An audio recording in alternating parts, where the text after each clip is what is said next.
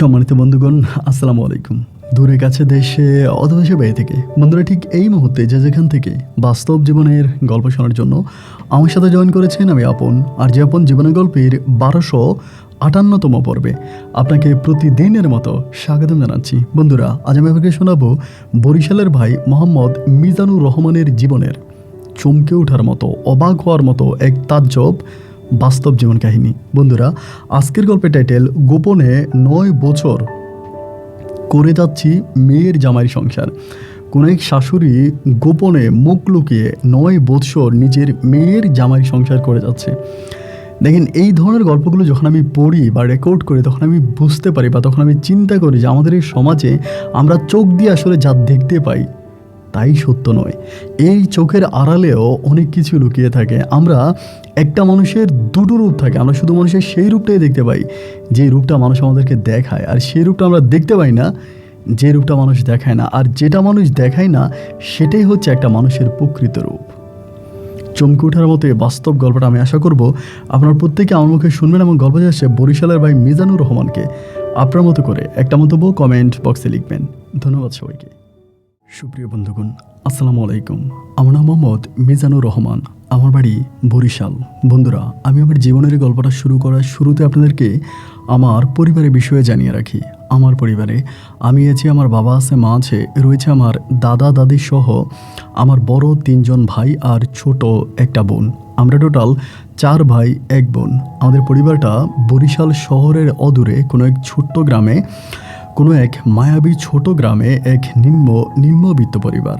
আমার বাবা পেশায় একজন ভ্যান গাড়ি চালক। আমি খুব ছোটোবেলা থেকে দেখে আসছি আমার আব্বা ভ্যান গাড়ি চালায় এবং ভ্যান গাড়ি চালিয়ে বিভিন্ন ধরনের তরকারি, সবজি, এটা ওইটা গঞ্জের বাজারে নিয়ে মানুষের সাথে বিক্রি করে, মানুষের আসবাবপত্র এখান থেকে ওইখানে স্থানান্তর করে। এরকম করে ভ্যান গাড়ি চালিয়ে আমাদের গোটা পরিবারটাকে আমার বাবা চালাতো। ছোটোবেলা থেকেই আমাদের পরিবারে ছিল প্রচণ্ড রকমের অভাব। নুন আনতে পান্তা পুরানোর মতো ছিল আমাদের গোটা পরিবারটা।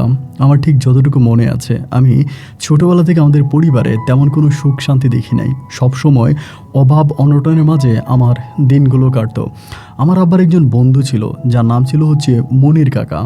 উনি আমার আব্বার খুব পরিচিত একজন লোক ছিল। মনির কাকাও এক সময় অনেকটা গরিব ছিলেন, কিন্তু গরিব থাকলেও না, মনির কাকার দিন ফিরে যায় তিনি যখন সৌদি আরবে যায় এবং সৌদি আরবে যাওয়ার পরে তিনি লক্ষ লক্ষ টাকা ইনকাম করে এবং সেই টাকা দিয়ে আমাদের এলাকাতে তিনি অগাধ সয় সম্পত্তির মালিক হন। অনেক জায়গা সম্পত্তি তার আছে এবং এক কথায় বলতে গেলে তিনি আমাদের এলাকার হাতে গোনা কয়েকটা ধনী লোকের মাঝে একজন।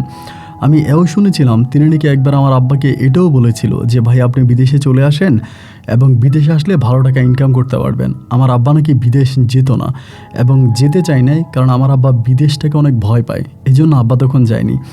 মনির কাকা সৌদি আরব থেকে আমার আব্বাকে অনেক সময় অনেক সাহায্য সহযোগিতা করতো, আর এখনও ঠিক আগের মতো করেই করে যাচ্ছে। আমাদের পরিবারে কোনো অভাব অনটন দেখা দিলে বা আমরা কোনো অসুস্থতায় ভুগলে, বড় ধরনের কোনো সমস্যায় পড়লে আমাদের একটাই আশ্রয়ের জায়গা, সেটা হচ্ছে মনির কাকা।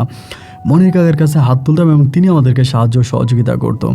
তো মনির কাকার জীবনে অনেক ঘটনা আছে। আমার বয়স যখন প্রায় 9 বছর বয়স, ওই মুহূর্তে মনির কাকার ওয়াইফ মানে বউ মারা যায়। আমার চাচি মারা যায়। চাচি আম্মা যথেষ্ট পরিমাণের ভালো মনের একজন মানুষ ছিল। আমাকে অনেক আদর করতে, স্নেহ করতে, ভালোবাসতো। আমি যখন যেটা বলতাম আমার সব কথাই শুনতো। আমার কাছে মনে হতো যে চাচি আম্মার মতো মানুষ এই দুনিয়াতে আমার দৃষ্টিতে আর দ্বিতীয়টা হতেই পারে না। আমার একটা চাচাতো বোন ছিল যার নাম হচ্ছে মনি, যে কিনা মাত্র 7 মাস বয়সে আমার চাচি মারা যায় এবং চাচি মারা যাওয়ার পর ওই 7 মাস বয়স থেকে আমার মায়ে মনিকে কোলে পিঠে করে বড় করে, অনেকটা বড় করে। মনির বয়স যখন প্রায় 1.5 বছরের কাছাকাছি, এরপরে আমার মিজান কাকা আরেকটা বিয়ে করে, নতুন একজন মানুষকে তার ঘরের বউ বানিয়ে নিয়ে আসে যার নাম হচ্ছে মাকসুদা আক্তার। মাকসুদা আক্তার নামের একটা মেয়ের বিয়ে করে। মেয়েটা দেখতে অনেকটা সুন্দর হলেও ওই সময়টাতে তিনি একটা মেয়ে ছিলেন, কারণ আমার কাকার কাছে বিয়ে বসার আগে, এর আগে তার কোথাও বিয়ে হয়নি। কাকার সয় সম্পত্তি, টাকা পয়সা এবং দেখার পরে মাকসুদার বাবা তখন মাকসুদাকে আমার কাকার কাছে বিয়ে দেয়। তো এই কাকার কাছে বিয়ে দিলে পরে কাকা তো সৌদি আরবেই থাকতো, টাকা পয়সা পাঠাইতো কাকিরে। এবং আমার ওই মনির কাকার কোনো বাপ মা ছিল না, তা দুজনেই মারা গেছে। তো মনির কাকা হচ্ছে একা বাড়িতে থাকতো, তার বিশাল একটা বাড়ি আছে এবং সেই বাড়িতে বিল্ডিং করা আছে। সেখানে দেখা যায় মাকসুদা আন্টি হচ্ছে সবসময় ওই বাড়িতেই থাকতো এবং সাথে মনিকে নিয়ে রাখতো। তো ছোটোবেলা থেকে আমি বেশিরভাগ সময় ওদের বাড়িতেই কাটাইতাম, ওদের বাড়িতে যাইতাম। আবার আমার ওই কাকার বাড়িতে প্রচুর ফল গাছ আছে, অনেক ফল হইতো, বিশেষ করে আপনার লিচু গাছ ছিল, অনেক লিচু বাগান ছিল। আবার ওই মাকসুদা চাচি লিচু অনেক পছন্দ করতো, লিচু ফলটাকে অনেক পছন্দ করতো, যার জন্য তিনি গোটা বাড়িতে লিচু বাগান করে রাখছে, মানে বিভিন্ন জায়গায় লিচু গাছ লাগায় রাখছে। এই জন্য দেখা যায় যে বাড়িতে অনেক চোর টোর আসে লিচু চুরি করার জন্য। এমনি অমনি আমি বেশিরভাগ সময় ওই বাড়িতেই থাকতাম। ছোটোবেলা থেকে আমি আসলে খুব বেশি দূর পর্যন্ত পড়াশোনা করতে পারিনি এবং ওই চাচির বাড়িতে থাকতাম, চাচাতো বোন মনির সাথে দুষ্টামি করতাম। তো মনি একটু প্রতিবন্ধী টাইপের মেয়ে ছিল, প্রতিবন্ধী টাইপের বলতে গিয়ে ওর চোখ দুটো টেরা ছিল, মানে দুটো চোখ টেরা ছিল। আর আরেকটা কথা হচ্ছে যে ও একটু মানে মানে আমি আসলে বাস্তবতার জন্যই কথাগুলো বলি আর কি, ও অনেকটা কালো ছিল। যে অনেক মেয়েরা হয় না যাদের গায়ের রং কালো, এরপরেও কিছুটা মুখের মধ্যে মায়া আছে বা কিছুটা ফেস কাটিং সুন্দর, মনি ছিল তার সম্পূর্ণ বিপরীত, একেবারে কালো বর্ণের ছিল এবং চেহারার মধ্যে তেমন কোনো মায়া ছিল না। এই জন্য দেখা যায় যে এইটা নিয়ে সমস্ত রকমের কাকারা দুষ্টমি করে আমার আব্বু বলতো যে তোর মেয়েরে বিয়ে দিতে লক্ষ লক্ষ টাকা লাগবে, টাকা জমায় রাখ, এগুলো বলতো কাকার কাছে।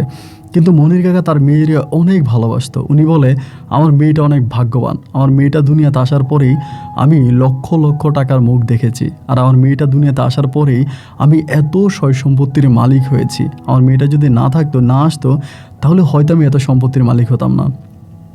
এইভাবেই মনির সাথে আমার আস্তে আস্তে করে বেড়ে ওঠে এবং ওই মাকসুদা আন্টিদের বাড়িতে মানে চাচিদের বাড়িতে থাকা। কাকা তখন 2-3 বছর পর সৌদি আরব থেকে আসতো, আসলে পরে আমারও টাকা পয়সা দিত, আমিও ইনকাম করতাম, মানে এই চাচার সাথে আমারও সম্পর্কটা অনেক ভালো ছিল, আমার টাকা পয়সা দিত। এরপরে আমার জন্য গিফট নিয়ে আসতো সৌদি আরব থেকে, বিশেষ করে চকলেট নিয়ে আসতো। আমার এখনও মনে আছে চাচা চকলেট আনলে আমি বইমের ভিতরে ঢুকে ঘরে লুকিয়ে রাখতাম, 2-3 দিন পর পরে একটা খুলে খুলে খাইতাম, এমন অবস্থা ছিল। যাই হোক, এরকম করতে করতে আমার বয়স তখন খুব বেশি না, প্রায় 12 থেকে 13 বছর হবে, আপনারা বুঝতেই পারেন। আমি অনুরোধ করে বলবো যে কেউ খারাপভাবে নেবেন না, আমার জীবনে ঘটে যাওয়া ঘটনাগুলো যাতে অন্য কারো জীবনে না ঘটে, আমি শুধু এই জন্যই আমার কথাগুলো বলে যাচ্ছি।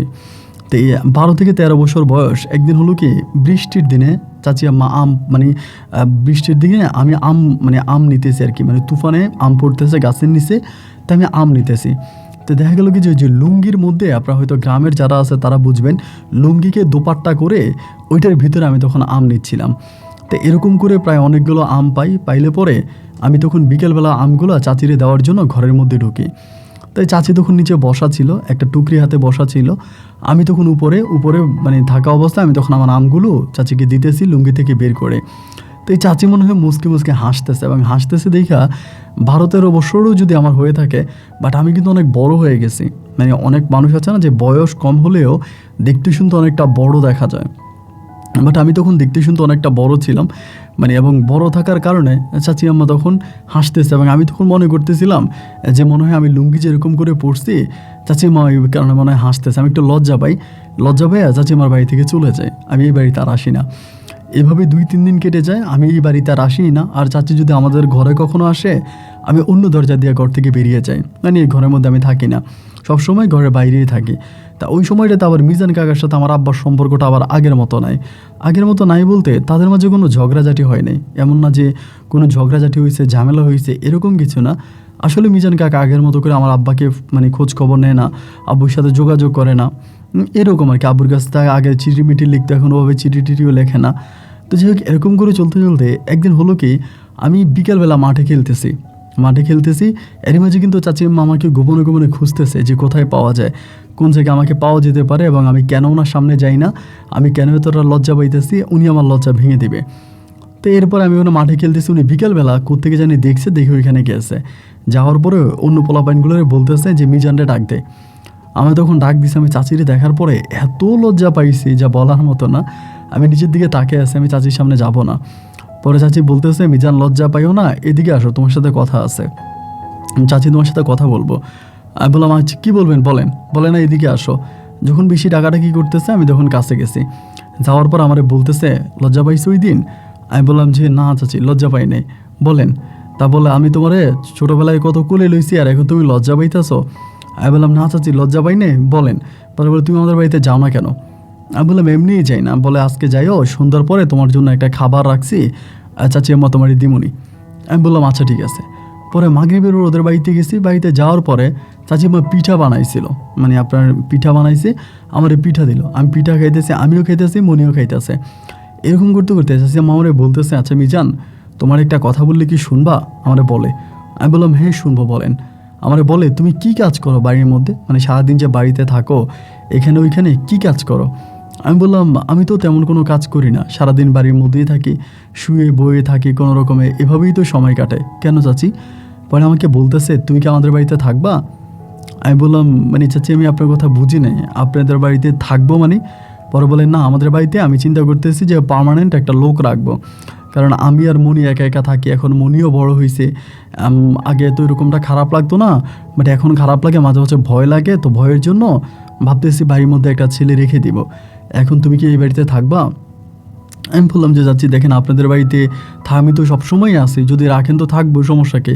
বলে এভাবে না, তোমার মানে ব্যাগপত্র সব কিছু নিয়ে চলে আসতে হবে, আমাদের বাড়িতে থাকতে হবে, এখানেই ঘুমাইতে হবে, এখানেই খাইতে হবে, মানে আমরা আমাদের বাজার সাজার করে দিতে হবে, এক কথা আমাদের পরিবারের ছেলের মতো থাকতে হবে।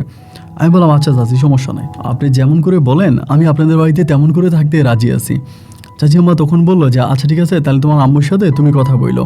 আমি বললাম আমি কথা বললাম, আম্মা আমারে দিব না, আপনি কথা বললেন। পরে চাচি আমার মার সাথে কথা বলে, আমার মারে তখন বলে এমনি এমনি। আমার আম্মা বলে আচ্ছা ঠিক আছে সমস্যা নাই। চাচি বলে আমি ওর একটা বেতনও দিব, আমার বাড়িতে এমনি থাকবে না, টুকিটাকি কাজ টাজ করবে এবং আমি ওরে বেতন দিব।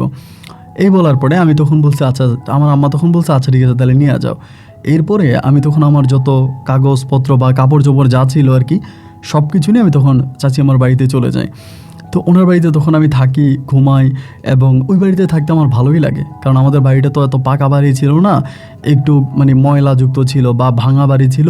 চাচি আমার বাড়িটা তো একেবারে বিল্ডিং এবং চকচক করতেছে, পরিষ্কার বিল্ডিং। তো যার জন্য আমার ওখানে থাকতে খুব ভালোই লাগতেছে। চাচি আমার সাথে থাকতেছে, উনি আমার অনেক আদর যত্ন করতেছে, ভালোবাসতেছে, এবং ভালো ভালো মজাদার খাবার রান্না করে খাওয়াইতেছে। আমি খাইতেছি, ওনার বাড়িতে ঘুরতেছি ফিরতেছি। রাতের বেলায় চাচি আম্মা, আমি, এরপরে হচ্ছে আমার চাচাতো বোন মনি, আমরা সবাই মিলে উঠানের মধ্যে বসে গল্প গুজব করি, আড্ডাবাজি করি। মানে আমাদের এই সময়গুলো ভোলার মতো না। চাচি আম্মা অনেক গল্প বলে, আমি চাচি আমার এক কাঁধে মানে এক রানের উপর শুয়ে থাকি, আরেক রানের উপর মনি শুয়ে থাকে, এরপর উনি বিভিন্ন গল্প বলে, আমরা গল্প শুনি। এই দিনগুলো ভোলা যাবে না কখনোই। এখনও আমি যখন আকাশের সোনালি চাঁদ দেখি, আকাশে আমি মায়াবী চাঁদ দেখি, তখনই আমার চাচি আমার এই কথাগুলো মনে পড়ে যায় যে চাচি আমা তো এরকম চন্দ্রিমা রাতে আমাদেরকে উঠানের মধ্যে বসিয়ে আমাদেরকে গল্প শোনাতো, আমরা চাচি আম্মার কাঁধে মাথা রেখে ঘুমাইতাম। এরকম করে সময়গুলো কাটতে কাটতে একটা সময় দেখা গেলো কি চাচি আমারে বলতেছে যে মিজান তুমি একটা কাজ করো, তুমি আলাদা করে থাকবে কেন? তখন আমি আলাদা একটা ঘরে থাকতাম আর কি, ওনারা এক ঘরে থাকতাম, আমি আলাদা একটা ঘরে থাকতাম। বলে আলাদা ঘরে থাকার দরকার নাই, তুমি আমাদের পাশের ঘরেই থাকো। তো এরকম করে আমি তখন কী করলাম, ওই পাশের ঘরের মধ্যে মানে 3টা রুম ছিল, একটা রুমে আমি থাকতাম, আরেকটা রুমে চাচি আম্মা আর মনি থাকতো। তো এই রাতের বেলা আমরা প্রতি রাতেই লুডো খেলতে বসতাম, মানে লুডো খেলতাম ওই সময়টাতে। এখন প্রতি রাতেই লুডো খেলতেছি, যখনই লুডো খেলি দেখা যায় বেশিরভাগ রাতে লুডোর মধ্যে আমি জিতে যাই, আমি লুডোর মধ্যে জিতে যাই, এরকম করি। তো লুডো খেলতে খেলতে একদিন হলো কি প্রচণ্ড রকমের বৃষ্টি হইতেছে। তো বৃষ্টিতে কারেন্ট চলে গেছে, ইলেকট্রিসিটি চলে গেছে, একদম পুরো ঘর অন্ধকার হয়ে গেছে। চাচি বলতেছে আমার ভয় লাগে মিজান, আজকে তুমি এই ঘরেই থেকে যাও, মানে এই রুমেই থাকো। আমি বললাম চাচি আপনি কি বলেন, মনি আছে, আমি একা এই রুমে আপনার সাথে থাকবো? বলে হ্যাঁ, আমি মধ্যে ঘুমাবো, তোমার দুইজন দুই পাশে ঘুমাইবা। আমি বললাম আচ্ছা ঠিক আছে। চাচি যখন এরকম করে বললো, আমি এক পাশে ঘুমাইলাম, মনি আর এক পাশে ঘুমাইলো, চাচি আমার মধ্যে ঘুমাইলো। এবং রাতের বেলায় যখন রাত্র যখন গভীর হয়ে গেল, আমি তখন বুঝতে পারলাম যে চাচি আমার ইঙ্গিতগুলো খুব বেশি একটা ভালো ছিল না। মানে আমার শরীর স্পর্শ করা থেকে শুরু করে বিভিন্ন জিনিস আমাকে আসলে মানে এক কথায় বলতে গেলে আমার ভিতরটাতে কষ্ট দিচ্ছিল যে উনি আমার সাথে এরকমটা করে কেন, আমি তো ওনাকে ওরকমভাবে কখনোই দেখি না, আর আমি তো তখন একদম ছোট, আমি তো আর এগুলো বুঝিও না। তো এরকম করে উনি প্রতি রাতে আমাকে বলতো ওই ঘরে ঘুমানোর জন্য। তা উনি মধ্যে ঘুমাইতো, আমি এক পাশে, মনি এক পাশে ঘুমাইতাম।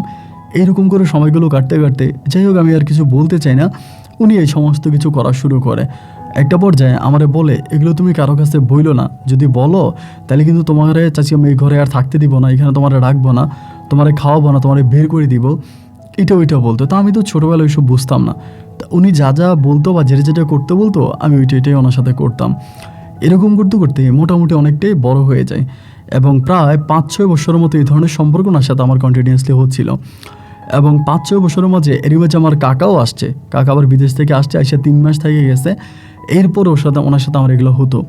তো এরকম করতে করতে উনি আমাকে সবসময় বলতো যে খবরদার মিজান, ভুলেও যাতে কাক পক্ষীও টেন না পায় যে তোমার সাথে যে আমার এই ধরনের সম্পর্ক হচ্ছে বা এই ধরনের সম্পর্ক চলতেছে, যদি কেউ এটা জানতে পারে তাহলে আমাদের সর্বনাশ হয়ে যাবে, তুমি তো কাউরেই বলবা না। আমি বললাম আচ্ছা ঠিক আছে, আমি এটা বলবো না। কিন্তু আমার চাচাতো বোন এই যে মনি আমার সাথে থাকে, মনিও কিন্তু এই বিষয়গুলো বুঝতো না বা ওর মাথায় কিন্তু এই জিনিসগুলো আসতো না যে ওর আম্মা বা কী করতে চায় বা কেন করে। একই খাটে শুয়ে থাকতাম কিন্তু ও বুঝতে পারতো না। আর ও একটু অন্যরকম মেয়ে ছিল, মানে যে যেটা বুঝাইতো ওইটাই বুঝতে, একটু সহজ সরল বোকা টাইপের একটা মানুষ ছিল। মানে অনেক মেয়েরা হয় না যে ভিতরে অনেক প্যাঁচ গোছ থাকে, অনেক পেচিলা হয়, কিন্তু মনি এরকম পেচিলা ছিল না, একেবারে সহজ সরল এবং বোকা টাইপের একটা মেয়ে ছিল। এরকম করে সময়গুলো কাটতে কাটতে আমার বয়স তখন প্রায় 17 থেকে 18 হয়ে যায়। ওই বয়সে আসার পরে আমার মা আমার সবসময় বলতো, তা তুই যে ওই বাড়িতে থাকস, ওই সময় কিন্তু মিজান কাকার সাথে আমার আব্বুর সম্পর্ক টোটালি নাই। মানে বাড়িতে আসলে হয়তো দেখলে কথা হয়, কথা বলে, অতটুকুই, কিন্তু ওরকম কোনো সম্পর্ক নাই। আর আমার যে বড় ভাইরা ছিল, আমার একেবারে বড় যে ভাই, ওই আমার বড় ভাই ডাকাতি করতো, রাস্তায় ডাকাতি করতো। এবং ডাকাতি করতে গিয়ে আমার বড় ভাই মানুষের হাতে মানে পিটুনি খায় আমার বড় ভাই একদম পঙ্গু হয়ে যায়, হাত পা ভেঙে ফেলো ওনাকে মানুষ মাইরা। এরপর আমার বড় ভাইয়া ভিক্ষা করে, মানে বিভিন্ন জেলা শহরগুলোতে গিয়ে ভিক্ষা করে। বাট ভাইয়া অনেক টাকা ইনকাম করে, ভিক্ষা করলেও ভাইয়া প্রচুর টাকা দিত আমার মাকে ওই সময়টাতেও পর্যন্ত। তো এরপরে কাকার সাথে আমার আব্বার কথা বলে না। এবার আমার আম্মা আমারে বলতেছে যে মিজান রে, তুই তো তোর মনির কাকার ঘরে থাকস, মনির কাকার লগে এত সম্পর্ক, আর তোর চাচি আম্মার সাথেও তোর সম্পর্ক অনেক ভালো, তাহলে তোর চাচি আমারে বইলা, তোর কাকারে বইলা বলতে পারস না তোর সৌদি আরবে নিয়ে যাইতে, তোর কাকারে বলতে পারস না? আমি তখন আমার আম্মারে বলি, আমি এটা বললে কি চাচা আমারে নিয়ে যাইবো? চাচা কি আমার কথা শুনবো? তোমরা বলো চাচারে। আমার মা বলে, আমাদের সাথে তো আর আগের মতো সম্পর্ক নাই, আর আমি এই সময় বললেও তো তোর চাচা এটা শুনবে না। আচ্ছা ঠিক আছে, সমস্যা নাই, দেখি তোর চাচিরে দিয়া বলাই দেখি। তো এই চাচিরে দিয়া বলতেছে আমার আম্মা, কিন্তু চাচি আম্মা মানে কোনো কথা শোনে না। আমার আম্মা যে বলে উনি এটা গুরুত্ব দেয় না। এবং গুরুত্ব না দেওয়ার পরে একদিন আমি নিজেই চাচিরে বললাম যে চাচি, এই ঘটনা এমনি আমার আম্মা যে বলতেছে ইদানিং ধরে আমাকে যে আপনার চাচারে বইলা আমার জন্য একটা ভিসার ব্যবস্থা করতেন, আমি সৌদি আরবে চলে যাব। চাচি তখন আমার বলতেছে যে তোমার চাচারে তুমি বললেই তো পারো। তো আমি বললাম যে চাচা তো আপনার চিঠি লিখে, তো আপনি একদিন চিঠির মাধ্যমে বলেন না যাতে আমার একটা ভিসা দেয়, যদি দেয় আমি সৌদি আরবে যাব। পরে চাচি আমার বলো, ওইখানে গিয়ে তোমার চাচার এগুলো বলে দিবা? আমি বললাম যে না, ওইখানে গিয়া আমি চাচার এই সমস্ত কোনো কিছুই বলবো না। পরে বলে আমি দিতে পারি, আমার একটা শর্ত আছে। আমি বললাম যে শর্ত? তো কিসের শর্ত? উনি বলে শর্ত হচ্ছে এইটা, তুমি যদি সৌদি আরবে গিয়া এরপর আমারে নিয়ে যাও। আমি বললাম সৌদি আরবে গিয়ে আপনি নিয়ে যাবো, তো আপনি এখানে থাকবেন না? বলে না, আমি তোমার চাচার সংসার করব না, তোমার চাচার আমার ভালো লাগে না, আর তোমার চাচার যে তার জায়গায় সম্পত্তি আছে এই সমস্ত কোনো কিছুই উনি আমাকে দেয় না, বা ওনার সাথে আমার ভালো লাগে না। এক কথা গেলে আমি ওনার সাথে সংসার করব না। আমি তোমার চাচারে যেমনে পারি বইলা টইলা হইলেও আমি তোমার বিদেশে পাঠাবো, পাঠাইলে পরে তুমি আমাকে বিদেশে নিয়ে যাবা, এরপরে আমি তোমার চাচারে ছাইড়া দিয়া তোমার সাথে সংসার করব। আমি বললাম আচ্ছা ঠিক আছে, তাহলে তো এটা খুব বেশি যে খারাপ হয় তা না, আচ্ছা ঠিক আছে এটা করা যায়। বলে ঠিক আছে, তাহলে তুমি এই কথা রাজি হইলা তো? আমি বললাম জি রাজি। এই বলার পরে চাচি আম্মা তখন চাচার সাথে মানে কথাবার্তা বলে চিঠিপত্রের মাধ্যমে। এরকম করতে করতে চাচা নাকি তখন চাচিরে বলে যে একেবারে কম টাকায় তো আনা যাবে না, একেবারে কম টাকায় আসলে কেমন করে হবে, এত কম টাকায় হবে না, ওদেরকে বলো অন্তত কিছু টাকা হইলেও জোগাড় করে দেওয়ার জন্য। পরে চাচি আম্মা বললো যে ঠিক আছে, ওরে বলবো যাতে ওরা অন্তত মানে 1.5 লাখ টাকা জোগায় দেয়, মানে 1,50,000 টাকা দেয়, বাকি টাকা তুমি মিলিয়ে দাও, এরপরে ওইখানে গিয়ে কাজ করে করে তোমার টাকা শোধ করব। পরে চাচা একটা পর্যায়ে রাজি হয়। রাজি হওয়ার পরে ওই সময় চাচি তখন করে কি, আমারে টাকা পয়সা দিয়া, মানে টাকাটুকু সব কিছু আমার বুঝে শোনায় দিয়া, টাকাটুকু দিয়া, মানে চাচারে টাকাটুকু দিয়ে নিজের থেকে টাকা দিয়ে আমার তখন সৌদি আরবে পাঠানোর ব্যবস্থা করে। আমার ভিসা টিকিট সব কিছু হয় এবং অনেক যায় ঝামেলার পরে আলহামদুলিল্লাহ আমি সৌদি আরবে গিয়ে পৌঁছাই। তো আমি সৌদি আরবে যাওয়ার পর থেকে আসলে মোবাইল ফোনগুলো একটু বেশি মানুষের হাতে হাতে আসতে শুরু হয়েছে। এর আগ পর্যন্ত মোবাইল ফোন ছিল, কিন্তু এরকম হাতে হাতে অ্যাভেলেবেল ছিল না। তো ওইখানে যাওয়ার পরে মোবাইল ফোনগুলো অ্যাভেলেবেল হাতে হাতে আসছে, সবাই মোবাইল ব্যবহার করে। আমিও তখন এই প্রথম আমার চাচির জন্য, মানে মাকসুদা চাচির জন্য আমি তখন একটা মোবাইল ফোন পাঠাই। একটা মোবাইল ফোন পাঠাবো, তখন মোবাইল আমার সাথে কথাবার্তা বলে, আমি ওনার সাথে মোবাইলে কথাবার্তা বলি। এরকম করে মোবাইলে কথাবার্তা বলতাম, চাচার খোঁজ খবর নিত, চাচা কী করে, কাজ করে কিনা, ভালো আছে কিনা, আমি কেমন আছি, এরকম করে উনি অলওয়েজ আমাদের খোঁজ খবর নিত। আর চাচা যে ক্যাম্পে চাকরি করতো, চাচার ক্যাম্প থেকে আমার ক্যাম্পের দূরত্ব খুব বেশি ছিল না, প্রায় মোটামুটি কাছাকাছি ছিল। চাচি মাঝে মাঝে এটা ওইটা পাঠাইলে চাচা নিজেও খাইতো, আমারও দিত, বা আমিও এরকম করে ভাগাভাগি করে খাইতাম। তো আমার আম্মাও তখন অত্যাধিক খুশি হয়, আব্বাও খুশি হয় যে অন্তত মনির কাকা আমার জন্য এটা করছে, আমাকে সৌদি আরবে নিয়ে গেছে, এখন তো আর আমার জীবনে তেমন কোনো অভাব অনটন থাকবে না, আলহামদুলিল্লাহ আমি সুখের মুখ দেখেছি, আমি ভালো থাকবো। এটা মানে সবাই মিলে তখন চিন্তা ভাবনা করতেছে। যাই হোক, এরকম করেই দিন আর রাতগুলো কাটতেছে, এইভাবে সময়গুলো কাটতে কাটতে আমার আস্তে আস্তে এই যে চাচারে দেখতাম, ওনার সাথে আমি ওমরা করতে গেছিলাম, একসাথে দুজনে ওমরা হজ করছি। এবং উমরাটা করার পরে না আমার কাছে এই বিষয়টা খারাপ লাগতো যে আমি ওনার বউর সাথে এই ধরনের নোংরা কাজগুলো এত বছর ধরে করে আসছি। আমার কাছে এই জিনিসটা কেমন জানি আমার নিজের ভিতরে একটা বিবেক জাগ্রত হয়েছে যে না, আমি এই ধরনের কাজ আর করবো না, যেটা করার এটা করে ফেলছি, এবার থেকে আমি চাচির কাছ থেকে নিজেকে একটু দূরে সরিয়ে রাখবো, আগের মতো করে ওনার সাথে মিশবো না, বা ওই ধরনের কোনো সম্পর্ক আমি ভুলেও করবো না। তো যখনই ওনার সাথে ফোনে কথা হইতো, উনি একটু উল্টাপাল্টা কথা বলতে শুরু করতেন, মানে সেক্সুয়ালি কথা বলতে শুরু করতেন, ওই ধরনের এই ধরনের কথাবার্তা বলতেন। তো এই কথাগুলো শুনতে আমার ভালো লাগতো না, আমার নিজের কাছে খারাপ লাগতো যে উনি এই ধরনের কথাবার্তা কেন বলে। আমি কথাগুলো খুব স্বাভাবিকভাবে নিতে পারতাম না, এবং নিতে পারতাম না বলে একটা পর্যায়ে আমি করি কি, তার সাথে কথা বলা বন্ধ করে দিই, তার সাথে খুব বেশি কথা বলি না, এবং তার কাছ থেকে আমি মোটামুটি একটু দূরে দূরে থাকতে শুরু করি। এবং এরকম করে দূরে দূরে থাকতে থাকতে উনি আমার মায়ের কাছে যাইতো, আমার মায়ের কাছে যেয়ে বলতো যে মিজান তো আমার এখন ফোন দেয় না, আমার সাথে কথা বলে না, মিজান তো আমার সাথে চিটিং করছে, এটা ওইটা বলে। আমার মা বলে তোর চাচিরে ফোন দেস না কেন, কথা বলস না কেন। আমি তখন আর চাচির সাথে কথা বলি না। এইভাবে মধ্যে দিয়ে একবার কাকা দেশে পর্যন্ত যায়, আমি আসার 1.5 বছর পরে কাকা দেশে যায়, এবং দেশে গিয়ে কাকা দেশ থেকে ফিরে আসার পরে 2 বছর 2 মাস পরে আমি তখন বাংলাদেশে যাই। এর মাঝে আমি চাচির সাথে প্রায় 8 থেকে 9 মাসের মতো কথা বলি না, 8-9 মাসের মতো আমি টোটালি ফোনে কথা বলি না, এবং দেশে যাই। দেশে যাওয়ার পরে আমার একটা প্ল্যানিং ছিল যে আমি বিয়ে করব, আমি মূলত দেশে যাচ্ছি বিয়ে শাদী করব, সংসার করব, বা এরকম একটা পরিকল্পনায়।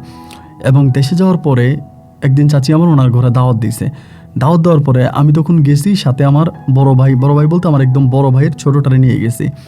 তো দাওয়াত খাইতেছি, পরে চাচি আমারে বলে যে মিজান তোমার সাথে আমার কিছু কথা আছে, এখন কি এগুলো তোমার ভাইয়ের সামনে বলবো না একা একা বলবো? তা আমি তো জানি উনি আমার কী ধরনের কথা বলবে। আমি বললাম না ঠিক আছে, আপনি আমার সামনে, আমরা পরে বললেন। তো বড় ভাই ছিল, বড় ভাইয়ের বিদায় করে দেওয়ার পরে আমি বললাম যে কী হয়েছে চাচি বলেন। পরে আমার বলে মিজান তুমি আমার সাথে বেইমানি করলে না, আমার সাথে বেইমানি করলে না। আমি বললাম চাচি দেখেন আমি গরিব মানুষ, এবং গরিব ছিলাম বলে হয়তো আপনি আমাকে যেভাবে বলছেন ওভাবে আমি আপনার কথা শুনছি, কিন্তু আমি সৌদি আরবে যাওয়ার পরে চাচারে দেখে আমার মন ভরে গেছে। আমি চাচার সাথে একসাথে ওমরা করছি, একসাথে ওমরা হজ করছি, তো এখন আর চাচি আম্মা আমার এগুলো ভালো লাগে না, বা আমি এই ধরনের কোনো সম্পর্কে জড়াতে চাই না।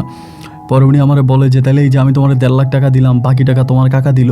তো কাকা আমার যেই টাকা দিচ্ছে ওইটা কিন্তু আমার পরিশোধ করে দিচ্ছে, মাসে মাসে চাকরি করে কাকা ঋণ পরিশোধ করছে, কিন্তু কাকির টাকাটা দিতে পারি নাই, কাকির টাকাটা দেওয়া হয়নি, কারণ এটা একটু বেশি টাকা ছিল।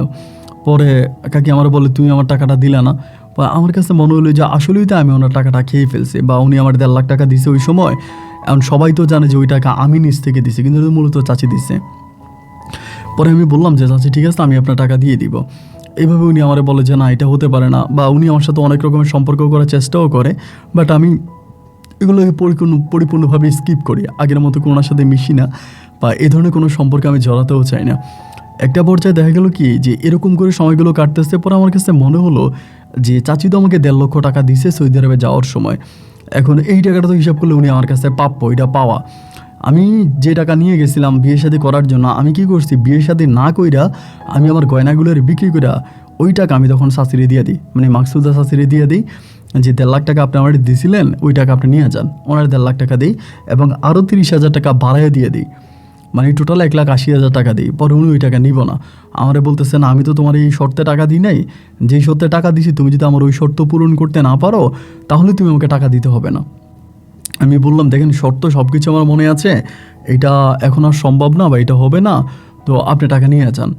এই বলার পরে আমি তখন চাচি আমারে টাকাটা দিয়ে দিই, মানে 1,80,000 টাকা দিয়ে দিই, এবং উনি নেয় না অনেক জোরাজোরি করে ওনাকে দিয়ে দেওয়ার পরে আমার কাছে মনে হলো যে আলহামদুলিল্লাহ আজকে থেকে আমি মোটামুটি ঋণ মুক্ত। আমি যে একটা ঋণের চাপে ছিলাম, একটা ঋণের জর্জরিত ছিলাম যে আমি একটা ঋণে আছি, তো এই ঋণটা আর এখন আমার মাঝে নাই। সো আলহামদুলিল্লাহ আমি এখন ফাইন, আমি এখন ভালো আছি, আমি একটা ঋণ মুক্ত ছেলে, বা ঋণ আমার মাঝে নাই। তখন আমার খুব ভালো লাগতো আর কি, মানে ভালো লাগতো। পরে আমি আর বিয়ে শাদী করলাম না এই মর্মে যে আমি তো বিয়ে করবো কী করে, আমি তো সব টাকায় চাচির পিছনে প্রায় শেষ করে ফেলছি, মানে চাচিরে দিয়ে শেষ করে ফেলছে, আমার কাছে টাকা নাই। পরে আমি পুনরায় আবারও সৌদি আরবে ব্যাক করে চলে আসি। সৌদি আরবে আসার পরে মাঝে মাঝে চাচির সাথে ফোনে কথা বলি, ওই ভালো কথাবার্তা, এরকম ভালো কথাবার্তা বলতে বলতে প্রায় আমি আরও বছর খানিকের মতো সৌদি আরবে থাকি। এবং বছর খানিক থাকার পরে চাচি একদিন আমার বলতেছে যে মিজানুর, তুমি তো দেশে আসবা কিছুদিন পরে, বিয়ে শাদী করবা, তো এখন বিয়ে শাদী নিয়ে কী চিন্তা করতেছো আমার বলে। আমি বললাম যে আসলে বিয়ে শাদী নিয়ে তেমন কোনো কিছু চিন্তা করতেছি না, আসলে মানে যে কোনো জায়গায় পাইলে বিয়ে শাদী করবো বা ওরকম কিছু। পরে আমাকে বলে মিজান, তোমার একটা কথা বলবো, তুমি যদি রাজি থাকো, যদি খারাপভাবে না নাও, যদি রাজি থাকো তাহলে তুমি যদি এটা করতে পারো তোমার জন্য অনেক ভালো হবে। আমি বললাম ঠিক আছে, বলেন কি করতে হবে। বলে তুমি কি তোমার মিজান চাচার মেয়ে, তোমার এই মনির চাচার মেয়ে মনিরে বিয়ে করবা? আমি বললাম যে মনি মানে ও? বলে হ্যাঁ। ওরে করবা? আমি বললাম যে না, ওরা তো আমার ভালো লাগে না, আমার পছন্দ হয় না।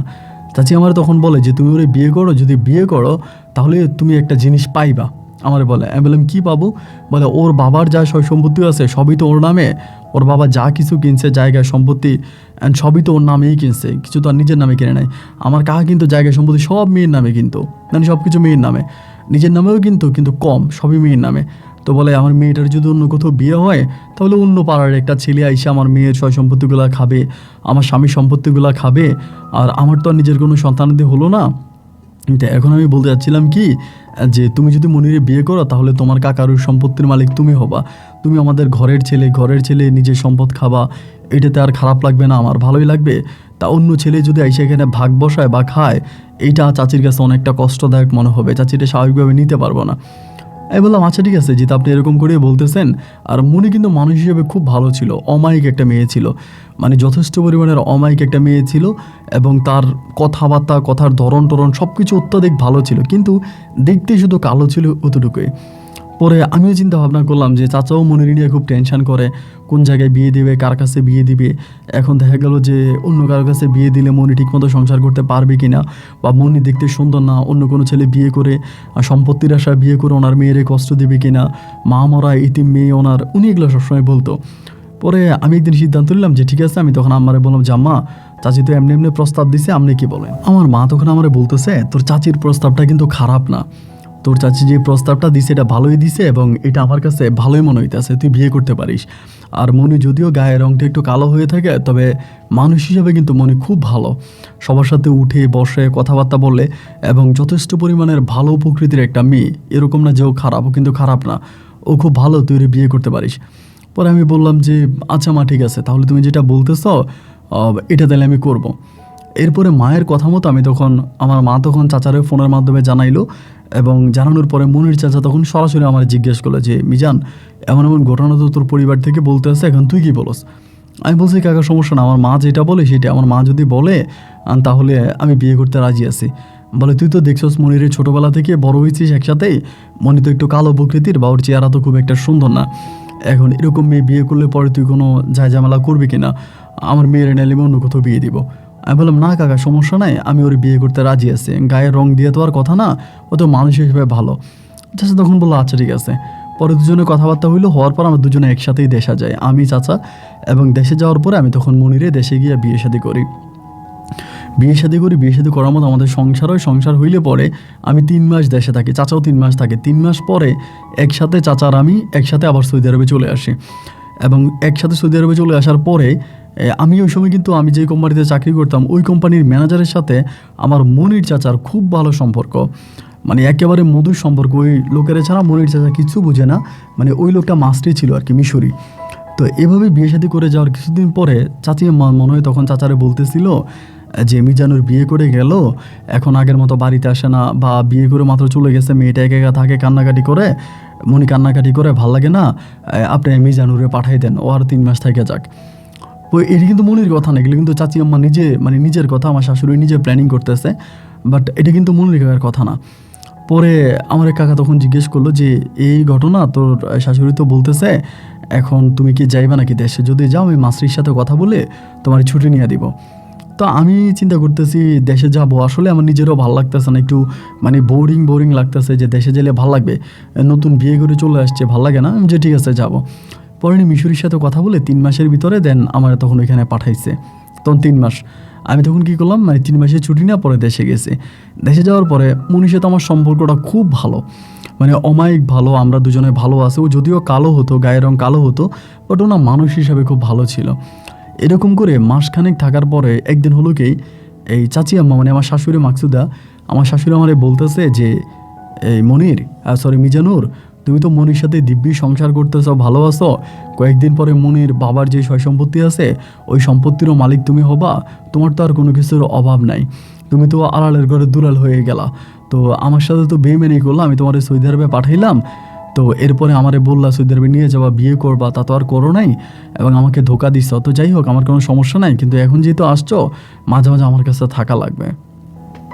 আমি বলি আস্তাগফিরুল্লাহ, আপনি এটা কী বলেন? আপনি যদি আইনত হিসাব করতে যান, আপনি মনির মা মানে আমার শাশুড়ি মা, আপনি শাশুড়ি, এটা আমার কী কথা বলেন? উনি বলে, তা মনি তো আমার পেটের মেয়ে না, মনির সাথে তো আমার কোনো রক্তের সম্পর্ক নাই, আর এমন না যে তোমার সাথে এটা আমার আগে কখনো হয় নাই, বৎসরের পর বৎসর আমরা একসাথে এই ধরনের সম্পর্কে জড়িত ছিলাম, এখন তুমি এরকম করে নাক উঠাইলে হবে? এখন তো আর এরকম করে নাক উঠাইলে হবে না, তোমার আশা লাগবে। তা আমি তখন বললাম যে না চাচি, আমি এই ধরনের সম্পর্কে জড়াবো না বা এটা আমি করবো না, আপনি মেহরবানি করে আমাকে মাফ করে দেন। উনি আমারে বলে, যদি তুমি না করো তাহলে আমি তাই মনিকে সব সত্য কথা বলে দিব। আমারে বলতেছে। আমি বললাম কেন আপনি মনিকে সত্য কথা বলে দিবেন কেন? উনি বলে, বলে দিবে এই কারণে যে তুমি ওর সাথে বেইমানি করছো, তুমি সাথে থাকবা না কেন? আমি তো আর মনিকে বলতে যাবো না আমার সাথে থাকলে, তুমি যদি না থাকো তাহলে আমি মনিকে সব সত্য কথা বলে দিব যে বিয়ের আগে তুমি আমার সাথে এই ধরনের সম্পর্ক করছো। এই প্রথম আমি একটু ছোটোখাটো ব্ল্যাকমেলের শিকার হই। তো এই ব্ল্যাকমেলটা যখন উনি আমাকে করে, আমি বললাম আচ্ছা ঠিক আছে, সমস্যা নাই, আপনি যেহেতু এরকম করেই বলতেছেন, ঠিক আছে আমি করব, ঠিক আছে আমি করব। এবং এইটা বলে আমি তখন রাজি হই ওনার সাথে ওই ধরনের সম্পর্ক করার জন্য। তো ওই ধরনের সম্পর্ক করার জন্য রাজি হই, দেন আমি তখন ওই ধরনের সম্পর্ক ওনার সাথে করিও। মাঝে মাঝে মনের চোখ ফাঁকি দিয়া মাঝে মাঝে এরকম করে ওনার কাছে যাইতাম বা এগুলো করতাম, যেটা আসলে আমার ইচ্ছা ছিল না। আমার মোটেও ভিতর থেকে এই ইচ্ছাটা ছিল না যে আমার বউ কালো বলে আমি এরকম করবো, তা না, আমার ইচ্ছা ছিল না, বাট আমি এরপরেও ওনার সাথে এই জিনিসটা করতাম। একদিন, 2 দিন, 3 দিন, 4 দিন এটা করতাম, এবং এরকম করতে করতে একটা পর্যায়ে উনি ডিরেক্টলি আমাকে বলতেছে যে তুমি আমারে বিয়ে করো, আমারে বিয়ে করো, আমার এই সম্পর্কটা অবৈধ সম্পর্ক মনে হয়। আমি বললাম যে আমি যে আপনার বিয়ে করবো, আমি তো মনিরই বিয়ে করছি, আপনি আমি কেমনি বিয়ে করব? উনি বলে, মনির সাথে আমার ব্লাডের কোনো সম্পর্ক নাই, রক্তের কোনো সম্পর্ক নাই, তুমি আমার বিয়ে করতে পারো। এবং এই ফতুয়া দিয়ে উনি একদিন ওনাদের বাড়িতে আমাকে দাওয়াত দিয়ে নিয়ে হুজুর ডেকে নিয়ে আসছে, মানে হুজুর ডেকে নিয়ে আসছে। হুজুর ডেকে নিয়ে আসার পরে আমি ওই বা ওনার ঘরের মধ্যে আর ঝামেলা করি নাই, যেহেতু হুজুর ডেকে আনছে, হুজুরের সামনে উনি আমার কাছে কলমা পড়ছে, যেটা সত্য কথা, আমিও কলমা পড়ছি, উনিও পড়ছে। কারণ ওই সময়টাতে উনি আমাকে একরকম প্রেশার দিচ্ছিল ওনার ঘরের মধ্যে, ওই প্রেশারের পরে আমি তখন রাজি হই। এবং রাজি হওয়ার কিছুদিন পরে, দেখেন আপনি বিষয়টা খুব খেয়াল করে শুনবেন, কিছুদিন পর আমি বিদেশ চলে আসি। এখন আমি কিন্তু মনির সাথেও আমার স্বামী স্ত্রীর সম্পর্ক হয়েছে, বাট বিদেশে চলে আসার পরে হঠাৎ করে আমার শাশুড়ি মাকসুদা বলতেছে সে নাকি প্রেগনেন্ট, মানে তার পেটে বাচ্চা আছে, এবং বলতেছে তোমার চাচারা তাড়াতাড়ি পাঠাও, নাইলে একটা কলঙ্ক হয়ে যাবে, তোমার চাচারা তাড়াতাড়ি পাঠাও, একটা কলঙ্ক হয়ে যাবে, তোমার চাচা মানে তোমার শ্বশুরে পাঠাও দেশে। এবং উনি আমি যখন বিদেশে, উনি তখন বলছে যে উনি প্রেগনেন্ট, মানে ওনার পেটে বাচ্চা আছে। এরপর আমি কী করলাম, আমার শ্বশুরে তখন দেশে পাঠিয়ে দিলাম যে আপনি দেশে যান, শাশুড়ি আপনাকে যাইতে বলছে। মানে উনিও ঝামেলা করতেছে। পরে চাচা দেশে গেছে, দেশে যাওয়ার পরে শাশুড়ি যদি আগ থেকে একটু মোটা কাটা ছিল আর কি, মানে আমার শাশুড়ি একটু মোটা কাটা ছিল, স্বাস্থ্য ছিল ভালো, অনেক কিছু বোঝা যেত না। দেন চাচা দেশে গেছে, এবং দেশে যাওয়া এই আমি যেদিন বলছি, কারণ চাচা নিজের ব্যবসা তো যে কোনো সময় চলে যেতে পারতো, মানে পাসপোর্ট নিজের কাছে টিকিট কাটতো আর চলে যেত। পরে উনি আবার দেশে গেল, এবং দেশে যাওয়ার পরে এরকম করে থাকতে একটা পর্যায়ে আমার শাশুড়ির ঘরে আমার একটা ছেলে সন্তান হলো। তো আমি বলি এটা আমার সন্তান, মানে হিসাব করতে গেলে আমার সন্তান। এবং এই ছেলেটা হওয়ার পরে এটা তো মূলত আমার চাচার গর্ভ থেকে, মানে চাচার থেকে হয়েছে, এটাই তো সবাই মনে করতেছে। তা এই ঘটনার পর কিন্তু আমি আর চাচির সাথে কোনো সম্পর্কে জড়াই না বা কোনো কিছুতে যাই না, ওই আমার শ্বশুর বাড়িতেও যাই না। আর আমি দেশে ছুটিতে যাই 15 দিন 20 দিনের মতো থাকি, আমি এবার চলে আসি। আমি শাশুড়ির ঘরেও যাই না, ওনার কাছ থেকে দূরে দূরে থাকি। ছেলেটা উনি আস্তে আস্তে করে বড় করতেছে। মনি তখন আমাদের পরিবারে থাকতেছে, মানে আমার আব্বা আম্মার সাথে, আমার বোনের সাথে, আমার পরিবারের সাথে। আর মাকসুদা আমার ওই শাশুড়ি আর তখন শ্বশুরের বিটায় থাকতেছে। ওইখানে একটা কাজের মহিলা আছে, ওই কাজের মহিলা আমার শাশুড়িকে দেখাশোনা করে, বাজার সাজার করে দেয়, দেখাশোনা করে বা ওনার সাথে থাকে। এরকম করতে করতে মানে আল্লাহর কি হুকুম আর কি, এই ছেলেটা হওয়ার পরে ছেলেটা না অবিকল দেখতে আমার চেহারার মতো হয়েছে, একেবারে সম্পূর্ণ আমার চেহারার মতো হয়েছে। এবং আমার চেহারার মতো হওয়ার পরে গ্রামে তো অনেক মানুষ আছে না, যারা একটু দুষ্ট প্রকৃতির বা খারাপ প্রকৃতির মানুষ, এরা এটা নিয়ে সন্দেহ শুরু করছে যে কী ব্যাপার, এই বাচ্চা এরকম হইলো কেন, বাচ্চা দেখতে কেন মিজানের মতো হয়েছে, মিজানের চেহারার মতো কেন হয়েছে, আমার মুখে মানে একটা মাছ ছিল বড়, এবং ওই বাচ্চা না জন্ম থেকে ওই মাছটা নিয়ে আসছে, এমন একটা অবস্থা। এবং আমারটা যে জায়গায়, বাচ্চাটা সেম একই জায়গায়। আর যেই কোনো কেউ দেখলে ভাববে যে আমার ছোটোবেলার কফি, এরকম একেবারে অবিকল আমার চেহারা মতো হয়েছে। তো অনেকেই আমার চাচারা এটা নিয়ে, মানে আমার শ্বশুর এটা নিয়ে ভেঙায়, এই করে ওই করে, যে কেন এটা তোমার জামাইয়ের মতো হইলো, এটা ওইটা। আর চাচা তখন এরই মাঝে আবার দেশে গেছে, দেশে যাওয়ার পরে বাচ্চা নিয়ে কোলে নিয়ে বেরোইলেই সবাই বলতো যে এটা তো তোমার মেয়ের জামাইয়ের চেহারার মতো হয়েছে, এই তোমার মেয়ের জামাইয়ের চেহারার মতো হইলো কেন, ঘটনা কি। এরপরে আমি দীর্ঘদিন যাবৎ ওই বাড়িতে ছিলাম, ওনাদের বাজার সাজার করছি, আমার শাশুড়ির সাথে আমার একটা ভালো সম্পর্ক ছিল। এটাও তো গ্রামের 8-10 জন সবাই জানে। এবং সবাই জানাজারি করার পর থেকে একটা পর্যায়ে আমার চাচার মনেও তখন সন্দেহ ঢুকে যায় যে কী ব্যাপার, আমার এই ছেলে দেখতে কেন হুবহু মিজানের মতো হয়েছে, একদম মিজানের চেহারাটা অবিকল যেন মিজানের চেহারা নিয়ে আসছে, ঘটনা কি। এরকম করে 1 দিন 2 দিন 3 দিন কাটতে কাটতে চাচা একদিন করে কি, আমার শাশুড়িরে কোরআন শরীফ আইনা দেয়, অজু করে কোরআন শরীফ আইনা দেয়, আইনা বলে যে তুমি কোরআনে হাত দিয়া বলো যে এই বাচ্চা কার। আমার মনে হয় না যেটা আমার বাচ্চা, আমার মনে হয় না যে এটা আমার বাচ্চা, আমার কাছে মনে হয় যে বাচ্চা নিয়ে ঝামেলা আছে, এটা মনে হয় না আমার বাচ্চা, এটা মনে হয় অন্য কারো বাচ্চা। চাচি তখন বলতেছে, মানে আমার শাশুড়ি বলতেছে যে না, তোমারই বাচ্চা, অন্য কারো বাচ্চা হতে যাবে কেন। এই নিয়ে ধরেন চাচি কোরআন শরীফে হাত দেয় না, কোরআনে যে হাত দেয় না, চাচার মনে তখন সন্দেহ আরও বেড়ে গেল, আরও সন্দেহ বেড়ে গেল। তো ওই সময় কিন্তু ডিএনএ টেস্টের যে বিষয়টা, এটা ওই সময় ছিল, কিন্তু কাকা ডিএনএ করে নাই। ডিএনএ না করে চাচা তখন করছে কি, এই বিদেশ থেকে, মানে দেশ থেকে তখন আবারও বিদেশে চলে আসছে, মানে বিদেশ আসছে। বিদেশ আসার পরে এরই মাঝে কিন্তু একটা বিষয় বলে রাখি, চাচা কিন্তু আমার কাছে যে ওনার মেয়েরে বিয়ে দিছে, মনিরে বিয়ে দিছে, উনি কিন্তু মন থেকে এটা চায় নাই যে মনির সাথে আমার বিয়ে হোক বা এরকম কিছু একটা। তো এটা পারিবারিকভাবে বা চাচি করাই দিছে, ওইটা নিয়েও কিন্তু চাচির সাথে চাচা অনেক ঝামেলা করতো, যে মনিরে কী কয়, মনিরে এখানে কেন বিয়ে দিলাম, এখানে বিয়ে না দিলে ভালো হতো, তুমি কেন মিজানের কাছে বিয়ে দিলাম। এটা নিয়ে মোটামুটি চাচির সাথেও কাকা গেট করতো যে এখানে বিয়ে দিলেও কেন। এবার বিদেশে আসে, বিদেশে আসার পরে আমার একদিন, মানে আমরা দুজনে আবারও ওমরা করার জন্য পরিকল্পনা করি, এবং ওমরা করার জন্য আমি তখন ওমরাতে যাই, তার সাথে ওমরাতে যাই। এবং ওমরাতে গেলে আমার শ্বশুর হয় আর কি, তখন তিনি এই ওমরার ময়দানে তিনি তখন আমাকে কথাটা জিজ্ঞেস করে বসে এবং জিজ্ঞেস করার পরে আমি তখন এটা স্বীকার যাই না যে না, এটা আমি করি না, বা এটা আপনার, এটা কী ধরনের কথা বলতেছেন, আপনার ছেলে আমার চেহারার মতো হইলেই কি আমার ছেলে হয়ে গেল নাকি, এবং আল্লাহ হয়তো আমার চেহারার মতো বানাইছে, তাই বলে আপনি আমার ছেলে কেন বলতেছেন। এটা নিয়ে ধরেন দুজনের মাঝেই সৌদি আরবে একটু ঝগড়া ঝাঁটে ঝামেলা হয়। এবং এই ঝামেলার পরে চাচা তখন করে কি, আমার তখন বলে তুই ছুটিতে দেশে যা। তাই আমি বললাম যে না, আমি দেশে যাব না। আমার বলে তুই দেশে যাওয়ার জন্য আমাকে একরকম চাপ দেয়, আর আমাকে চাপ দেয়। তা আমি তখন দেশে আসি, দেশে আসার পরে আমার বউ মনি তখন আমাকে বারবার প্রশ্ন করে যে কেন এই বাচ্চা দেখতে তোমার মতো কেন হইলো, তোমার চেহারা কেন হইলো, এইটা ওইটা নিয়ে ঝগড়া ঝাঁটি ঝামেলা। ওমা, এই আমি দেশে আসার সপ্তাহখানিক পরে আমার শ্বশুরও তখন বিদেশ থেকে চলে আসে। এবার বিদেশ থেকে আইসে একদিন উনি আমাদের দুজনকে এক ঘরের মধ্যে ঢুকে পরে বলতেছে যে দুজনেই কোরআনে হাত দে, এবং কোরআনে হাত দিয়ে তোরা শপথ করে বল যে এই বাচ্চার বাবাকে। আমিও কোরআনে হাত দিই না, আমার ওই শাশুড়িও কোরআনে হাত দেয় না। এবং এর ভিতরে উনি তখন চিৎকার দিয়ে উঠা উনি গ্রামের 8-10 জনকে ডাকায়। তা মানে তখন তো এটা মান সম্মানের বিষয়, আমি ওনারা বারবার বলছিলাম যে এরকম কিছু করেন, দেখেন আপনার নিজের একটা মান সম্মান আছে, আপনি এরকম কিছু করেন না, আমি আপনার মেয়েরই বিয়ে করছি, আমি আপনার মেয়ের জামাই না। উনি আমার কোনো কথা শুনে নাই, কথাবার্তা না শুনে এলাকার যেই 8-10 জন গণ্যমান্য লোকজন আছে, গ্রামের মানুষ, সবাইরে ডাকাইয়া একরকম দরবার ডাক দিছে। এখন দরবার ডাক দেওয়ার পরে দরবারে সবাই জিজ্ঞাসাবাদ করলো এটা ওইটা। আমার শাশুড়িরে মাইর দিছে, মাইর দেওয়ার পর আমিও স্বীকার করি না, শাশুড়িও স্বীকার করে না। এবং এর ভিতরে তখন উনি করলো কি, মানে আমার ওই শ্বশুর বললো কি, মনিরে ডাক দিয়া বললো, মনি ওই যেহেতু স্বীকার করে না, ওর মাও যেহেতু স্বীকার করে না, আমি আমার সামনে এখন তোর মায়েরে তালাক দিব, আর তুই তোর জামাইরে তালাক দিবি। এই কথা বলে ওই গ্রামবাসীর সামনে, ওই দরবারের সামনে তখন আমার শ্বশুরে আমার শাশুড়িটা তালাক দেয়। এবং তালাক দেওয়ার পরে আমার শাশুড়ি তখন, আমার বউ তখন আমাকে তালাক দিয়ে দেয়। মানে তারা বাপ আর বেটি তখন এক হয়ে যায়। এক হয়ে যাওয়ার পরে আমার বাবা তো তখন কান্নাকাটি করতে শেষ, কারণ এর চেয়েও অপমান, এর চেয়েও অসম্মান আর কী হতে পারে বলেন।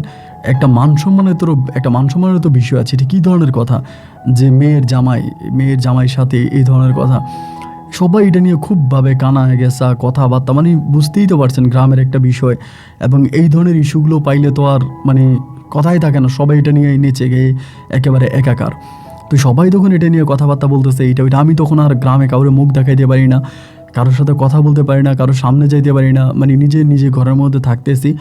এবং একটা পর্যায়ে আমি বাড়ি থেকেই বেরিয়ে যাই, মানে বাড়িতে আর থাকি না।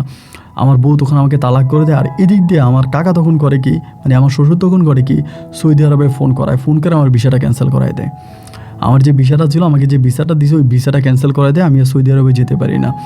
এবং ছোটোখাটো করে আমার নামে একটা থানাতে মামলাও আমার চাচা দিয়ে দেয়।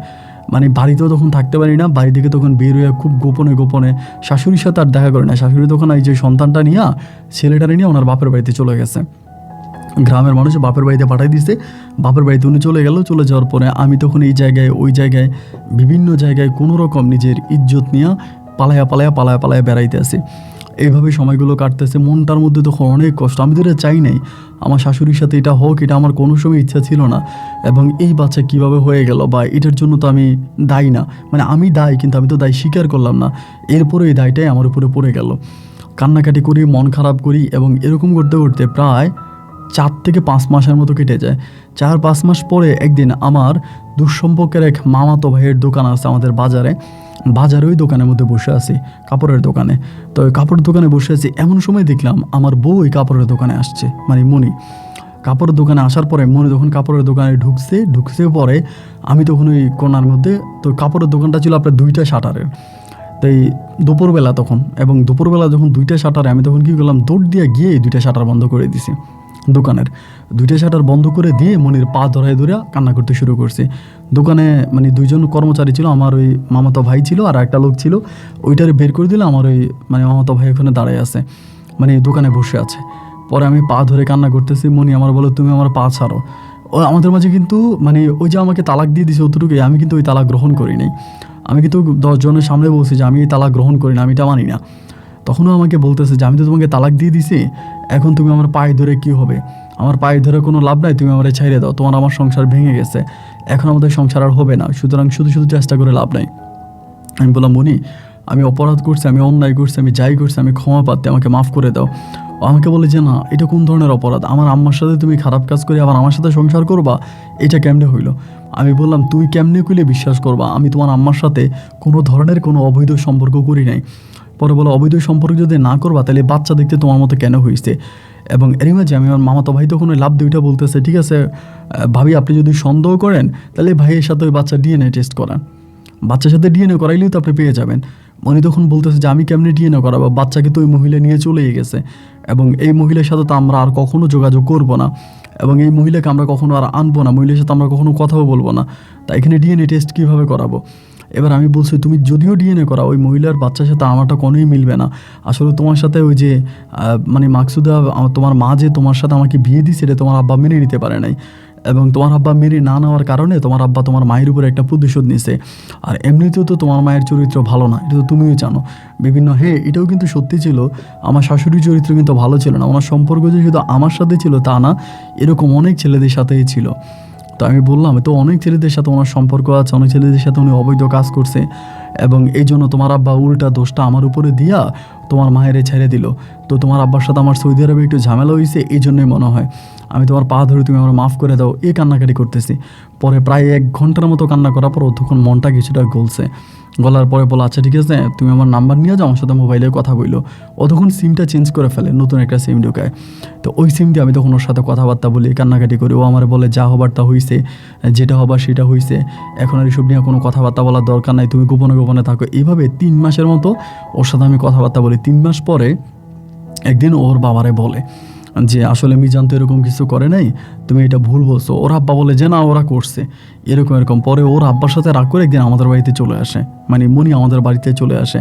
আর আমার শ্বশুর কিন্তু আমার শ্বশুর কিন্তু আবার আমার বউরে অনেক ভালোবাসতো, মানে অনেক বেশি ভালোবাসতো। আমার বউ যেটা বলতো আমার শ্বশুর সেটাই শুনতো। পরে 3-4 দিন আমাদের বাড়িতে আসে, আমাদের বাড়ি থেকে যায় না, আমাদের বাড়িতে বসে আছে। এরকম করতে করতে করতে করতে একটা পর্যায়ে হলো কি, আমার শ্বশুর তখন আমাদের সাথে আবারও আগের মতো কিছুটা মিল দিয়ে ফেলছে, মানে আমাদের ওই মনির কাকা আগের মতো মিল দিয়ে ফেলছে। উনিও তখন বিদেশ থেকে প্রায় একবারের মতোই চলে আসছে, মানে একেবারে চলে আসে। ব্যবসা বাণিজ্য আছে কিন্তু ওইখানে লোকজন আছে, তারা টাকা টুকা পাঠায়, উনি দেশে থেকেই এইটা সালাসালি করে, ওই দেশে আর যায় না, মানে সৌদি আরবে আর যায় না। তো এরকম করে আমি মনির সাথে সংসার করতেছি গোপনে, আমরা ভালোই আছি, মানে আলহামদুলিল্লাহ অনেক ভালো আছি। এরকম করে সংসার করতে করতে মনির ঘরে আমার একটা মেয়ে সন্তান হয়, আমার একটা মেয়ে হয়, এবং মেয়েটাও দেখতে মাশাআল্লাহ অনেক সুন্দর হয়। এখানে কিন্তু মনি আমাকে সবসময় জিজ্ঞেস করতো, সত্যি আমার সৎমায়ের সাথে তোমার কোনো কিছু হয় নাই তো?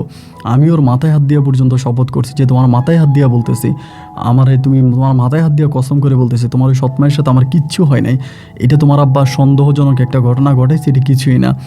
এরকম করে প্রায় আমার একটা মেয়ে হয়, মেয়েটা হওয়ার মাস 6 পরে, প্রায় 6-7 মাস পরে আমার মেয়েটা তখনও বুকের দুধ খায়। ওই সময়তে মনি একদিন আমারে বলতেছে, আমার মোবাইলে একদিন হঠাৎ করে ওই মাকসুদা শাশুড়ি কল দিছে বিকালবেলা, আপনার প্রায় তখন মাগরিব আসরের একটু পরে আমি মাঠের ধারে বসে আছি ওইখানে, আমার তখন কলটা দিছে একটা আননোন নাম্বার থেকে, নাম্বার চিনি না। আমি রিসিভ করছি, পরে আমারে বলে, মিজানুর আমি মাকসুদা। শুনেই তো ভাই আমার গলাটা শুকিয়ে গেল। আমি বললাম আপনি কেন কল দিলেন? বলে এখন তো ভালোই আছো, বউ লইয়া সুখে শান্তিতে সংসার করতেছো, আমি তোমার সৌদি আরবে পাঠাইলাম, সেখানে আমার সাথে বেমানি করলা, বিয়ের আগে আমার সাথে অবৈধ সম্পর্কও করলা, এখন বউ নিয়ে সুখে শান্তিতে আসো, তুমি তো সবই পাইলা, তুমি সম্পদ পাইলা, টাকা পাইলা, সবই পাইলা, আমিও তো তোমার বউ, হিসাব করলে তা আমি তোমার বিয়ে করছি, আমি তোমার কাছে কী পাইছি? আমি তো তোমার বউ। আমি বললাম আমি তো তোমার বিয়ে করতে চাইনি, আর আপনি তো এটা জোর করে করছেন, আমার তো এটা ইচ্ছা ছিল না, আপনি তো এটা জোর করে করছেন, আমি তো এটা করতে চাইনি।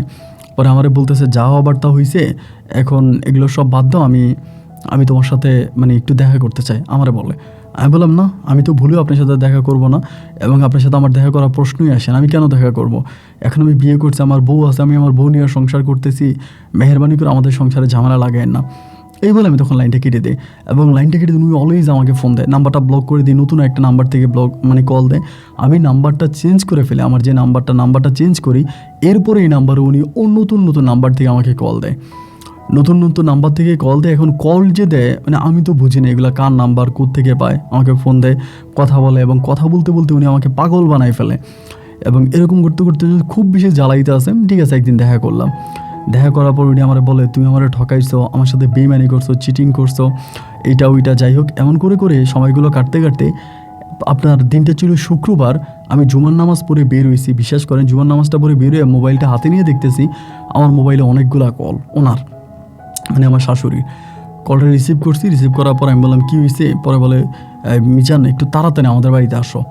আমি বললাম না, আমি আপনাদের বাড়িতে যাইতে পারবো না, কী হয়েছে আপনি আমার ফোনে বলেন। পরে বলতেছে আমার বিয়ে ঠিক হয়ে গেছে।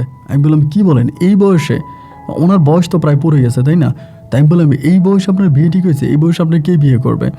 বলে কি আর করবে, একটা ভদ্রলোকের সাথে বিয়ে ঠিক হয়েছে, বেটা একটু বুড়া মানুষ তো, বিয়ে ঠিক হয়েছে আজকে শুক্রবার, সামনে শুক্রবার আমার বিয়ের কথাবার্তা সব কিছু ফাইনাল হয়ে গেছে আজকে।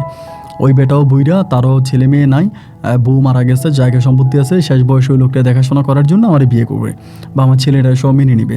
তো এই হিসাব করলে তো আমার ছেলের বাবা তুমি, আমার ছেলেরা তো ঠকাইলা, আর আমিও তো ওই লোকের কাছে চলে যাব, আইনত তো তুমি আমার স্বামী, তুমি আমাকে বিয়ে করছো, তো যেহেতু তুমি আমাকে বিয়ে করছো, তুমি আমার স্বামী, আমি ওই লোকের ঘরে যাওয়ার পরে আমি আর জীবনে কোনো দিন ওই লোকের সংসারে যাওয়ার পরে আমি কোনোদিনও তোমার সাথে কোনো যোগাযোগ রাখবো না, আমি তোমাকে কখনো ফোনও দিব না, তোমার সাথে কথাও বলবো না, এবং আমি তোমার কাছ থেকে দূরে থাকবো। বাট তোমার কাছে আমার এখন একটা আবদার আছে, আমার এখন একটা কথা আছে, তুমি আমার এই কথাটা রাখবা, আমার এই কথাটা তুমি শুনবা। আমি বললাম আচ্ছা ঠিক আছে, শুনবো, কী কথা বলেন, সমস্যা নাই, আমি শুনবো, বলেন। পরে আমারে বলতেছে তুমি একবারের জন্য আমার সাথে একটা রাত থাকবা, আমার বলে। আমি বললাম আস্তাগফিরুল্লাহ নাউজুবিল্লাহ, এটা আপনি আবার কী ধরনের কথা বললেন? আপনি ওই লোকের সাথে বিয়ে ঠিক হয়েছে, সামনে শুক্রবার আপনার বিয়ে, আপনি ওই লোকের কাছে চলে যাবেন, তা ওই লোকের কাছে যাওয়ার আগে আপনি আমার সাথে এটা কেন করতে যাচ্ছেন? পরে আমারে বলে মিজান দেখো, এটা কেউ জানবে না, জাস্ট একবারের জন্য আমার একটা ইচ্ছা যে একবারের জন্য তুমি আমার বাড়িতে আসবা, আমাদের বাড়িতে। আমি বললাম না, আমি আপনাদের বাড়িতে গেলে আপনি আমাকে আটকাই ফেলবেন, আমার ধরাইবেন। বলে না, আমি তোমার আটকাবো না, তোমার ধরাবো না, আমার তো বিয়ে ঠিক হয়ে আছে, অন্য একটা জায়গায় আমার বিয়ে ঠিক হয়ে গেছে, আমি ওই জায়গায় বিয়ে বসে যাব, এখন তুমি আসো। পরে আমি ওই গ্রামে গোপনে খবর নিয়ে দেখলাম যে আসলেই ঠিক, ওনার একটা বয়স্ক লোকের সাথে বিয়ে ঠিক হয়ে আছে, ওইখানে ওনার বিয়ে হয়ে যাবে। এমনই ভাই একটা সপ্তাহ আমাকে জ্বালাই মারতেছে ফোন দিয়া, যে তুমি একটা বারের জন্য আসো, তুমি একটা বারের জন্য আসো, এবং আমি কথা দিতেছি যদি তুমি আসো, এরকম। এই করতে করতে ভাই শুক্রবার গেল, শনিবার গেল, রবিবার গিয়ে সোমবারে আমাকে বলতেছে যে মিজানুর তুমি কি আসবা না, আমারে বলে। আমি বললাম না, আমি বিয়ে করছি, আমার মেয়ে আছে, আমার ওয়াইফ আছে, আমি যাবো না আর ওইখানে। বলে ঠিক আছে, যেহেতু তুমি আমার সংসারটা ভেঙে দিলা, তোমার কারণে আমার সংসারটা ভেঙে গেল, এবং আমি বললাম আমার কারণে কীভাবে ভাঙলো? বলে ভাঙছে, তোমার কারণেই ভাঙছে, তো তুমি আমার মেয়েরে মানে মনির নিয়ে সংসার করতেছো না, অবশ্যই মনির কাছে বলছো আমার সাথে তোমার কোনোদিন কোনো সম্পর্ক হয় নাই। আমি আমার সংসারটা শুরু করার আগে আমি তোমার সংসারটা ভাঙবো। আমি কালকে মনির বাড়িতে যাব এবং মনিরে নিয়ে আমি কালকে হসপিটালে যাব। হসপিটালে গিয়া আমি আমার বাচ্চার ডিএনএ টেস্ট করাবো তোমার সাথে ডিএনএ টেস্ট করে আমি প্রমাণ করাই দিব যে আমার ওই কোলের বাচ্চার বাবা তুমি, আমার ওই কোলের বাচ্চার বাবা তুমি, এটা আমি প্রমাণ করাবো। আমি মনিরের সব সত্য কথা বলে দিব। আর যদি আমার কথা শোনো একবারের জন্য তুমি আসো, যদি একবারের জন্য তুমি আসো, তাহলে এটা এই দুনিয়ার কেউ জানবে না, শুধু তুমি আর আমি ছাড়া। আমি বললাম দেখেন এটা কিন্তু আপনি আমাকে আবারও ব্ল্যাকমেল করতেছেন, আপনি এর আগে আমার সাথে এরকম একবার ব্ল্যাকমেল করছেন। পরে বলেন না আমি বলতেছি একবার, আমার তো বিয়ে ঠিক হয়েই আছে আর এটা তো কেউ জানবেই না। পরে ভাই আমি কি করব, বিশ্বাস করেন লাস্ট পর্যন্ত বুধবারে রাতে আমি যাওয়ার জন্য রাজি হয়েছি। তো এখন যে আমি যাবো, আমি মনিরে কি বলে যাব। পরে আমি মনিরে বলতেছি মনি, মানে দুপুরে হঠাৎ করে বলতেছি মনি, বরিশাল শহরে আমার একটা বন্ধু আছে, ও তো বাইক অ্যাক্সিডেন্ট করছে, মোটরসাইকেল অ্যাক্সিডেন্ট করছে, এখন ওই তো হসপিটালে, আমিও একটু দেখতে যাব, রাতে যদি ফিরতে না পারে আমি সকালে ফিরবো। তাই আমার বউ আমারে বলতেছে আচ্ছা ঠিক আছে ভালো কথা, যদি আপনি যদি যান তাহলে যান। এই কয়েকটা দিন ধরে কিন্তু মনির মনটা অনেক খারাপ, মানে অনেক খারাপ, ও কেন যেন অনেক খারাপ একটা মোড়ে আছে, এরকম অবস্থা। তো আমি ঠিক আছে, আমি বিকেলবেলা তখন রেডি হয়ে রওনা দিলাম বাড়ি থেকে রওনা দিতেছি আর মনে মনে চিন্তা করতেছি আল্লাহ এটা আমি কী করতে যাইতেছি, এটা তো আমি মহা পাপ করতে যাচ্ছি, এরকম এর চেয়েও বড় পাপ তো আর হতে পারে না। আমি আবার দ্বিতীয়বারের মতো ভাবলাম এটাই জীবনের শেষ। এরপরে ওই আমার শাশুড়ি মানে মাকসুদার ঘরের সামনে একটা ঘর আছে, মানে ওনাদের ওই মানে একই ভিটার মধ্যে ওই ঘরটা ওনার চাচার ঘর ছিল। তো ওনার চাচা তার বউটো নিয়ে শহরে থাকে, ঘরটা খালি। ওই ঘরের একটা রুমের ভিতরে উনি আমার বললো রাত্রে বরাবর যাতে 10টার পরে আসি। রাত্র আমি ওই বাজারে টাজারে ঘুরে, ওনার বাজার সাজারে ওইদিকে ঘুরে রাত 10টার দিকে পরে আমি গেছি। যাওয়ার পরে ওই ঘরে 2টা রুম, এই পাশে একটা রুম, ওই পাশে একটা রুম। তো একটা রুমের মধ্যে আমি গেছি। রুমের মধ্যে যাওয়ার পরে উনি তখন আমার পা ধরে কান্না করতেছে, কান্না করে করে বলে যে মিজানুর তুমি আমার মাফ করে দাও, আমি তোমার কাছে অনেক অন্যায় করছি, দেখো আমার এই সন্তানের বাবা তো তুমি। ওনার ওই ছেলেটাও কিন্তু ওই দিন ওই ঘরে।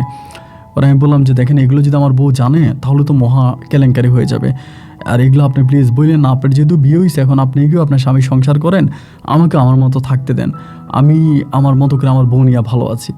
এই কথা বলার পরে উনি তখন করলো কি এই মানে এই খাটের মধ্যে আমার সাথে তখন এই সম্পর্কের মধ্যে লিপ্ত হয়ে গেল। রাত্র তখন প্রায় 12টা থেকে 12:30 মতো বাজে। ওই ঘরটা ছিল একটা টিনের ঘর, মানে 2 রুমের একটা টিনের ঘর ছিল এবং ঘরটা অনেক সুন্দর ছিল, বাইরে দিয়ে ডিজাইন করা কাঠকাওয়ারির মতো। প্রায় 2 মিনিট মানে কিছুক্ষণ পরে মানে ওই রুম থেকে মানে পাশের রুম থেকে কি জানি একটা পড়ছে, একটা পড়ার শব্দ হয়েছে অনেক জোরে। পরে আমি বললাম এই পাশের রুমে কি জানি কি পড়লো। তখন মাকসুদা বলতে স্যার কিছুই পড়ে নাই, তুমি বাদ দাও তো। অনেকক্ষণ পরে এরকম মানে ওনার সাথে আমার শারীরিক সম্পর্ক হইল এবং হওয়ার পরে আমি বললাম পাশের রুমে কি জানি পড়ছে এবং কেমন মানে গোংরানু শব্দ পাইছে, মানে বিড়ালে, উনি বলে বিড়াল, উনি আমার বলে বিড়াল, যে বিড়ালে খোকটালি যেরকম একটা শব্দ হয় না, এইরকম একটা শব্দ। এরপর উনি তখন করলো কি আমারে বলে আচ্ছা ঠিক আছে আমি তাহলে ওই ঘরে যাই, তোমার জন্য কিছু খাওয়া দাওয়া নিয়ে আসি, আমারে বলে। তোমার জন্য খাওয়া দাওয়ার কথা বলছে, আমি তখন করলাম কি যে ঠিক আছে। পরে উনি এখান থেকে ওইটা খাওয়া দাওয়া আনতে গেল, আমি তখন করলাম কি পাশের রুমের দরজাটা ধাক্কা দিলাম যে ভিতরে কি হয়েছে, তো আমি একটু ধাক্কা দিয়ে দেখি। পাশের রুমে দরজাটা ধাক্কা দেওয়ার পরে দেখলাম যে দরজাটা ভিতর থেকে লাগানো দেখে আমি 2-3 বার ধাক্কা দিয়ে লাগানো হওয়ার পরে এমন সময় মাকসুদাও আসছে ওই ওনার ওই ঘর থেকে, বড় ঘর থেকে আইসা আমরা বলতেছে মিজান দরজা ধাক্কাইতেছ কে। আমি বললাম দরজা ধাক্কাইতেছি, ওই রুমে কী পড়লো একটু দেখি। বলো ওই রুমে কোনো মানুষ নেই। আমি বললাম কী বলেন আপনি, ওই রুমে মানুষ নেই, যদি মানুষ না থাকবে তাহলে বাইরে থেকে দরজা লাগাই দিছে কে, এর মধ্যে অন্য কোনো ঢুকার জায়গা আছে নাকি, এটা তো পার্টিশন একটা রুম, তার রুমের ভিতর থেকে দরজা লাগানো, আপনি বলেন বাইরে কেউ নেই। পরে বলে না বাইরে কেউ নেই। আমি বললাম না ভাই ভিতরে উনি বলে ভিতরে কেউ নেই, বললাম না ভিতরে কেউ আছে, যদি ভিতরে কেউ না থাকবে তাহলে ভিতর থেকে দরজাটা কে লাগাই দিছে। এইটা ওনার সাথে আমার তর্কাতর্কি হইতে আছে, উনি বলে ভিতরে কেউ নেই, আমি বলি ভিতরে আছে, অবশ্যই ভিতরে কোনো মানুষ আছে, তাহলে ভিতর থেকে দরজা কে লাগাই দিবে। এই তর্কাতর্কি করতে রাত্র প্রায় 4টার মতো বেজে গেছে। 4টার মতো বেজে যাওয়ার পরে তখনই ভাই বাইরে থেকে কুকুরগুলো ডাকা শুরু করছে, এমনভাবে কুকুরগুলো ডাকতেছে মনে হয় কুকুরগুলো কাউরে দেখছে, এরকমভাবে মনে হচ্ছে কুকুরগুলো কাউরে দেখছে। আমি বলি যে কুকুর এভাবে ডাকতেছে কেন, বাইরে এরকম কুকুর ডাকে কেন, বলে মনে হয় চোর আসছে, আমার বলে মনে হয় চোর আসছে এবং চোর আসছে এটা বলার পরে আমি বললাম যে আচ্ছা ঠিক আছে তাহলে তুমি একটু বাইরে যেয়ে দেখো যে কী হয়েছে। এইটা বলার পরে ও তখন বাইরের দিকে গেছে। বাইরের দিকে যাওয়ার পরে ওই যে মাকসুদের যে বাবা ছিল, ওর বাবা তখন বলতেছে এই তুই বাইরে এরকম ঘুরেফেরা করিস কেন, এই ঘরে আয়, ওইখানে কী করিস। তখন ওর বাবা যখন ডাক দিছে, ওর বাবা একটু শক্ত মানুষ ছিল, ওই তখন বললো কি আমার ঘরে না এসে ওই ঘরে ঢুকে গেছে, মানে ওর বাপের ঘরেও চলে গেছে, ওর বাপের ওই বড় ঘরে ঢুকে গেছে। বড় ঘরে ঢুকে ওর বাপে তো বারান্দায় বসে আছে, ভাবছে ওই চোট্টর আসছে, ওর বাপে আর বারান্দায় বসে আছে, আর ও আর এই ঘরে আসতে পারে না, কারণ এই ঘরে তো একা আসবে না, ও এই ঘরে আর আসতে পারে না, ও বড় ঘরে বসে আছে বারান্দায় ওর বাবা। আর এদিক দিয়ে আমি চিন্তা করতেছি কি রে, দরজাটার মধ্যে কি, রুমটার মধ্যে কি, আমার কাছে মনে হয় যে রুমের মধ্যে মনে হয় কিছু একটা আছে, রুমের মধ্যে মনে হয় কিছু একটা আছে। এইটা ভাইবে আমি তখন মানে ধাক্কাইতেছি দরজাটা, এরকম ধাক্কা দিতেছি যে না, দরজাটা ভিতর থেকে খোলেই না, মানে দরজাটা বন্ধ হওয়ার পরে তখন ফজরে আজান দিয়ে দিছে।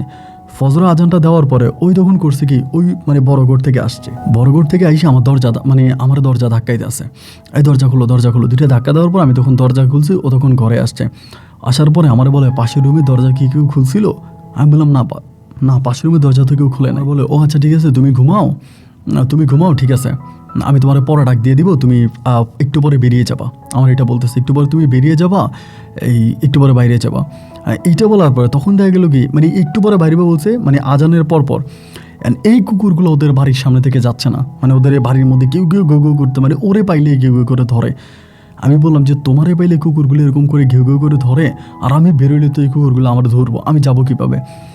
ওই তখন আমার বলতেছে কীভাবে যাবো, মানে আমি বললাম আমি কীভাবে যাবো, আর আমি বেরোলে তো কুকুরে আমার ধরে ফেলবে, কারণ এই 8-10টা কুকুরে বাড়ির সামনে, তোমারই ধরতেছে, তা আমার ধরবে না, আমি কীভাবে বেরোবো? ও আমারে বলতেছে তাইলে তুমি কী করবা? আমি বললাম আমি আরও পরে বেরোবো। বলে আমার আব্বা তো উঠে যাবে, আমার আব্বা উঠলে কেমনে বেরোবা? আমি বললাম উঠুক তোমার আব্বা উঠলে সমস্যা কি, আমি আমার মতো করে বেরোবো। এরকম করে ও তখন কী জানি একটা চিন্তা করতেছে, মানে খুব টেনশনে আছে, দেখলে মনে হয় ওর মাথায় আসমান পরিমাণের চিন্তা, মানে এরকম একটা চিন্তা ভাবনা, ডাইনে তাকাচ্ছে, বামে তাকাচ্ছে। আমি বলি রুমের দরজাটা খোলে না কেন, রুমের ভিতরে কে, দরজাটা খুলতে বলো। এবার আমাকে বলে তুমি ঘুমাও, সমস্যা নাই, তাহলে আমি তোমার দুপুরে বের করবো। তাই আমি বললাম আচ্ছা ঠিক আছে। আমি তখন ঘুমিয়ে গেছি, এবং ঘুমিয়ে যাওয়ার পরে ভাই এইবার শুনি কি, ওই দরজার সামনে গিয়া ও দরজা ধাক্কাইতেছে আর বলতেছে এই মনি দরজা খোল, মনি দরজা খোল। যখন 2-3 বার মনি কথাটা বলছে, আমার কানে তখন কথাটা আসছে, কিরি ওই মনিরে বলো দরজা খোলার জন্য, তাইলে ওই রুমে কে? পরে ও বারবার বলতেছে মনি দরজা খোল, ভিতর থেকে দরজা খুলতেছে না। এবার আমি বললাম যে, এবার আমি হঠাৎ করে উঠে গেছি, এই ও টাকাটাকির মধ্যে উঠে গেছি, তখন ঘড়ির সময় প্রায় আপনার 7:30 থেকে 8টার মতো বাজে। ওইটা আমি বলতেছি কী ব্যাপার মাকসুদা, তুমি মনিরে রাখতেছো কেন? ও বলল না কিছু না, তুমি ঘুমাই। বললাম না, অবশ্যই কিছু একটা আছে, দরজা ভিতরে কি আছে দেখো।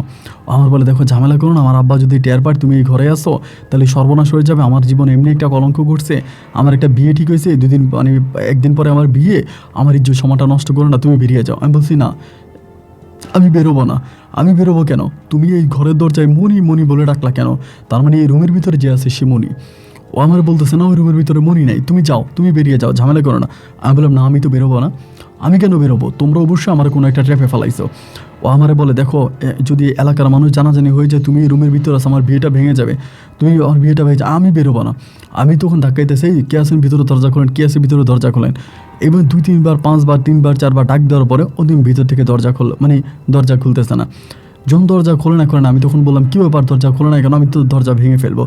আমার বলে না এরকম কিছু করো না, দরজা ভাঙতে গেলে এখন শব্দ হবে, যদি শব্দ হয় তাহলে মনে করো তুমি ধরা খেয়ে যাবা, আর তুমি ধরা খাও মানে আমি ধরা খাও, আমার বিয়েটা ভেঙে যাওয়া, আমার বিয়েটা ভাঙো না, দেখো আমার এই বুড়ো বয়সে একটা বিয়ে ঠিক হয়েছে, আমার বিয়েটা ভাঙো না। এই কথা বলেও তখন বাইরে গেল, আর আমি দরজা ধাক্কাই দিয়েছি, দরজা খোলে না। ও বাইরে যেয়ে বলতেছে দেখো এখন কেউ নেই, তুমি বেরিয়ে রাস্তায় উঠে যাও, এদিক দিয়ে বেরিয়ে দৌড় দিয়ে রাস্তায় উঠে যাও, কেউ দেখবে না। পরে আমিও চিন্তা করলাম আবার কোন নতুন ঝামেলায় করে পড়ি। আমি তখন কী করলাম যে আমি বেরোই, এই কথা বলে আমি তখন রুম থেকে বেরোইছি। রুম থেকে বেরোয়ার পরে বেরোয় আমি তখন দৌড় দেওয়াতে রাস্তায় উঠে গেছি, মেন রাস্তায়। এবং মেন রাস্তায় উঠে যাওয়ার পরে আমি তখন মোবাইল ফোনটা চালু করছি, আমার ফোনটা বন্ধ ছিল। ফোনটা চালু করে আমি মনির নাম্বারে কল দিছি, দিয়ে যে মনির নাম্বার বন্ধ।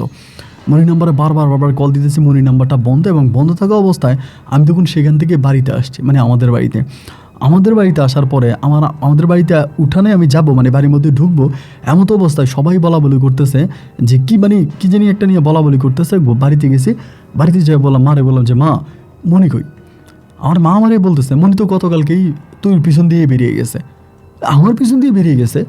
আমি বললাম আমার মেয়ে কই? বলে তোর মেয়ে তো আছে, ঘরে আছে। তাই আমি বললাম আমার দুধের মেয়েরা কেউ চলে গেল, বা আমি তো এটাই বলতেছি। ওরা আমি বললাম কই যাস মা, এটারা রেখা? ও বলে আসতেছি বলে গেল, যত আর আইলো না। মেয়েটারে সারা রাত কত কষ্টে আমি গরুর দুধ খাওয়াইয়া বাঁচাই রাখছি। আমি তাইলে মনি কোথায় গেল? মা বলে আমি তো জানি না কোথায় গেছে। বাবারে বাবা, আমি তখন ওইখান থেকে আবার ব্যাক করে দিলাম দৌড় দিয়ে আমি তখন ওই বাড়ির মধ্যে, যেহেতু ওই ঘরের মানে মাকসুদা ঘরের দরজায় মনি ডাক দিয়েছে, তার মানে ওই রুমের ভিতরে মনি আছে। এবার আমি ওইখান থেকে দৌড়ে আসি এবং আসার পরে ওদের মানে আবার আমি গাড়ি করে আসছি মাকসুদার বাড়িতে আসার পরে মানে ওর বাড়িতে আমি ঢুকবো, ওই সময় শুনতেছি ওই বাড়িতে নাকি লাশ পাওয়া গেছে এবং পুলিশ, বাড়ির মধ্যে পুলিশ দেখার পরে আমি তখন কি ঘটনা কি, আমি কিসের লাশ, আমি তখন গেছি নিজে সয়জমিনে গেছি এবং যাওয়ার পরে আমি দেখতে পাইলাম যে আমার বউ মনি গলার মধ্যে ফাঁসিত অবস্থায়। পুলিশ তখন লাশ নিয়ে যাবে, লাশ নিয়ে যাচ্ছে। আমি তখন এই পুলিশ লাশ নিয়ে চলে গেল, সাথে সাথে আপনার মাকসুদার বাবারে, মাকসুদার মায়েরে, মাকসুদার এক বড় ভাই মাকসুদার সবাই এখান থেকে ধরে নিয়ে গেছে, সবাই ধরে নিয়ে চলে গেল। এবং সবাই ধরে নিয়ে চলে যাওয়ার পরে আমি তখন এই ঘটনার মধ্যেই ওই সবাই চলে গেছে, নিয়ে গেছে পরে আমি তখন মানে আমার নিজের মতো করে আমি তখন উঠানে চিল্লাইতে শুরু করি, মনি তো আমার কারণে মারা গেছে। আমি চিল্লাইতে মানে আমি জানি না আমার কি হয়েছে, মানে আমি এটা নিতে পারি না আর কি কষ্টটা। আমি নিজেই সব সত্যি কথা বলতে শুরু করি, মানে একটু অন্যরকম হয়ে উঠানের মধ্যে চিল্লে বলতেছি মাকসুদার কারণে মনি মারা গেছে, মাকসুদা আমার ফার্ম দিয়ে ওই ঘরে আনছে, ওই ঘরে মাকসুদা আমার সাথে খারাপ কাজ করছে, এই রুমের ভিতরে মনি ফাঁসি দিছে।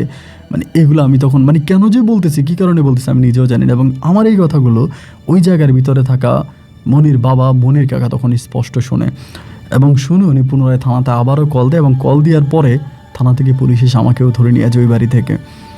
এবং ওই মামলায় আমি প্রায় 8 বছরের মতো জেল খাটি এবং একই মামলায় যাবজ্জীবন আপনার হয় মাকসুদা এখনও জেলে আছে, কিন্তু আমি পরে বেরোইতে পারি এবং বের হওয়ার পরে আমার জীবনটা আজ পর্যন্ত আর ঠিক হলো না।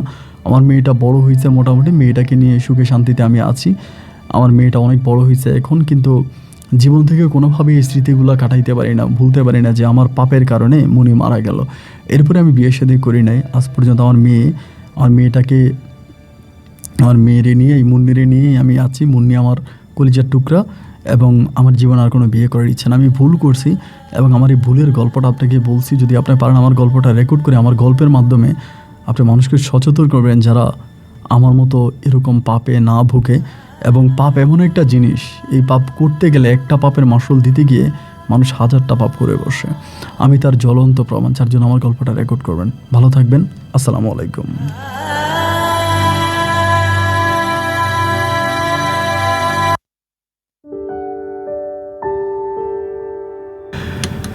প্রিয় বন্ধুগণ, সবাইকে অনেক বেশি ধন্যবাদ এই পর্যন্ত আমার সাথে থেকে বরিশালের ভাই মিজানুর রহমানের জীবনের এই হৃদয় বিদারক করুণ গল্পটা শোনার জন্য।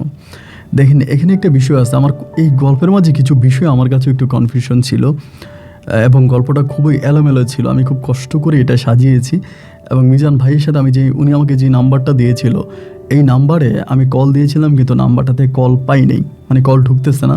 কিন্তু নাম্বারটাতে ইমো আছে এবং ইমোতে নক দেওয়ার পরে ইমোতে নক দিয়েছিলাম, ইমোতেও কল ঢুকে না। তো দেখালো যে আজ থেকে 3 দিন আগে ইমোতে আসছিল আর কি। তো এরপরে আর ইমোতে আসে নাই। হয়তো ওনার সাথে আমার কথা হলে আমি হয়তো এই প্রশ্নের জবাবগুলো পেয়ে যাব। তো মিজান ভাই ওনার আইডি কার্ড পাঠিয়েছে, ওনার ঠিকানা পাঠিয়েছে এবং ওনার ওই গল্পের, ওনার ওই মামলা টামলার যে ডকুমেন্ট, এগুলো সবই পাঠিয়েছে। তো এবং গল্পটা উনি আমাকে ইমেলে লিখে পাঠিয়েছে। মিজান ভাই যেটা করেছে সেটা মহা অন্যায় এবং এর থেকেও বড় অন্যায় হতে পারে না। পাপ কখনো বাপকেও জানে না। মিজান ভাই যে অপরাধ করেছে তার শাশুড়ি মাকসুদার সাথে, সেই পাপের ফলই তাকে ভোগ করতে হয়েছে। যদিও মিজান একটু ভালো হয়ে গেছে, যার জন্য হয়তো শেষের দিকে আল্লাহ তাকে মাফ করছে। আর এই মাকসুদার পাপের ফল মাকসুদার সারা জীবন জেলখানায় পৌঁছে দিবে এবং এটাই হয়তো শেষ পর্যন্ত মাকসুদার জীবনে জেলের ভিতরে মরণ হবে। আমি বলি যে আপনি যদি কোনো পাপ করেন, এই পাপের কিছুটা ফল আপনি দুনিয়াতে পাবেন আর বাকিটা আখেরাতে পাবেন। চিন্তা করেন, দুনিয়ার পাপে যদি সারাটা জীবন তাকে জেলে থাকতে হয়, তাহলে পরকালের পাপটা কত ভয়ানক হতে পারে। আল্লাহ সবাইকে বুঝে তৌফিক দান করুক এবং যৌবনের মোহে পড়ে কেউ কোনো খারাপ কাজে লিপ্ত না হোক। আল্লাহ সবাইকে ফিরিয়ে আনুক।